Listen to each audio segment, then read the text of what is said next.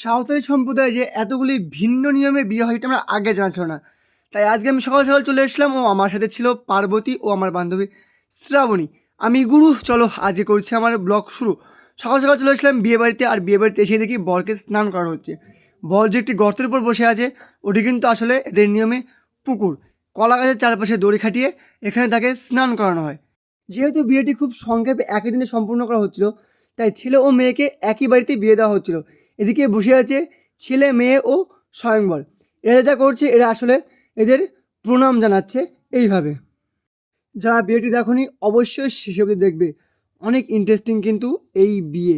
তারপরে হচ্ছিল এদের সম্প্রদায়ের সেই বিখ্যাত নৃত্য।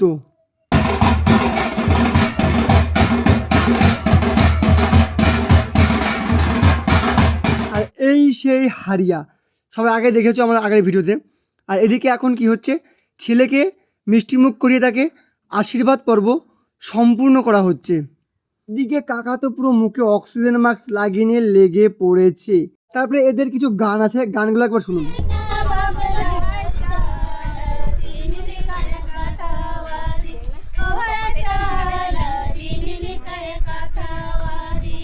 কি গানগুলো বুঝতে পারলেন না তো? হাসবেন না, হাসার কিছু নেই। আসলে এটাই ওদের সম্প্রদায়ের, ওদের ভাষায় একটি গান। আমিও ঠিক বুঝতে পারছিলাম না গানগুলো কি। আর এরপরে দেখতে পাচ্ছেন এদিকে কিন্তু একজনের কাঁধে মেয়ের ভাই, আর এক পাশে বর, দুজনকে ধান ছিটানোর মতো আতপ চাল ছিটাচ্ছে। তারপরে দুজনেই কোলাকুলি সেরে নিয়ে একে অপরের মালা পরিয়ে দেবে গলার ভেতরে।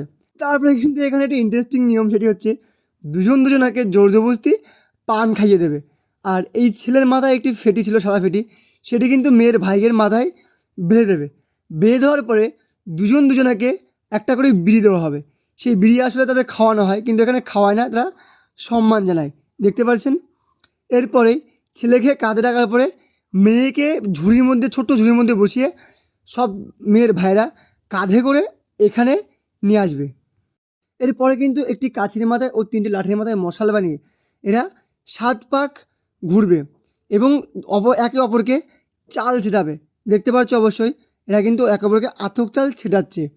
এইভাবে এদের 7 পাক কমপ্লিট করবে। কে কে আগে এই নিয়মে বিয়ে দেখেছো অবশ্যই কিন্তু আমাকে কমেন্ট করবে।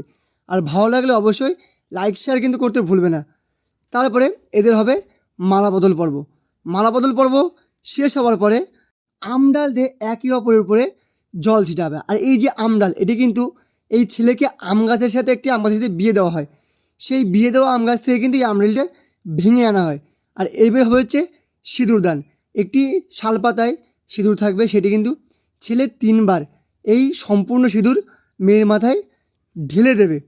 তারপরে কিন্তু সবথেকে ইন্টারেস্টিং হচ্ছে, ছেলেকে নিচে নামানো হবে আর মেয়েকে উপরে তোলা হবে। আর এবারে এই ছেলেকে উপর থেকে এই বউকে নিচে নামিয়ে নিজের কাছে আনতে হবে। তারপরেই কিন্তু এই যে বউ পেয়ে গেল বর, এবার বিয়ে সম্পূর্ণ হলো। আর দেখতে পাচ্ছ ছাগল, ভাবছো বিয়ে বাড়ির ছাগল কী করছে। আসলে এদের একটা নিয়ম আছে, এই ছাগলটাকে কিন্তু এমনি আনা হয়নি। ছাগলটিকে আনা হয়েছে এই কারণে, এই জামাই কিন্তু বিয়ের পরের দিন শ্বশুরবাড়ি গিয়ে এই ছাগলটাকে মারবে। মেরে এই ছাগলের মাথাটা রান্না করে এই জামাইরে খাবে। তারপরে বিয়ে শেষে তাদের দেখো বাজনা। আমার কিন্তু সবথেকে বেশি ভালো লাগে এইখানকার এই নাচ। তোমাদের কেমন লাগে অবশ্যই কমেন্ট করে জানাবে।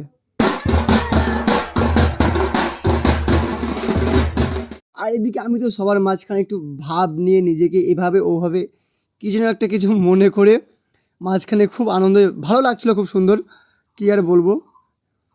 আর এদিকে বিয়ে করেছে বর বউ, কিন্তু মনে হচ্ছে স্বয়ংবর হাঁপিয়ে গেছে। মুখটা একবার দেখো, বেচারা, দেখে হাসি লাগছে, কি বলবো। এরপরে কিন্তু শেষ পর্বে এখানে মেয়ে বরকে আশীর্বাদ করা হবে। খুব সুন্দর লাগছে না জুড়িটা কেমন লাগছে অবশ্যই কিন্তু একবার কমেন্ট করে সবাই জানাবেন। আর এদের হচ্ছে এই আশীর্বাদী থালি। আর লাস্টে সেই দুঃখময় এত আনন্দের পরেও যে মুড়ি একে অপরের কোছে দিয়ে এরা কিন্তু কনে বিদায় করে। আমাদের যেরকম চাল পিছনে ছুঁড়ে কনে বিদায় করে, এদের কিন্তু একটু আলাদা। এরা কী করে, একে অপরের কোছে মুড়ি দেবে, মুড়ি দিয়ে এরা কনে বিদায় করবে। এইভাবেই বিয়ের সমাপ্তি ঘটে। সত্যি অসাধারণ না নিয়মগুলো? কেমন লাগলো অবশ্যই কিন্তু আমাকে কমেন্ট করে জানাবেন। আর শেয়ার করতে কিন্তু ভুলবেন না। তোমাদের সাথে সবসময় আছি আমি গুরু। আবার নতুন করব কোনো ব্লগ শুরু।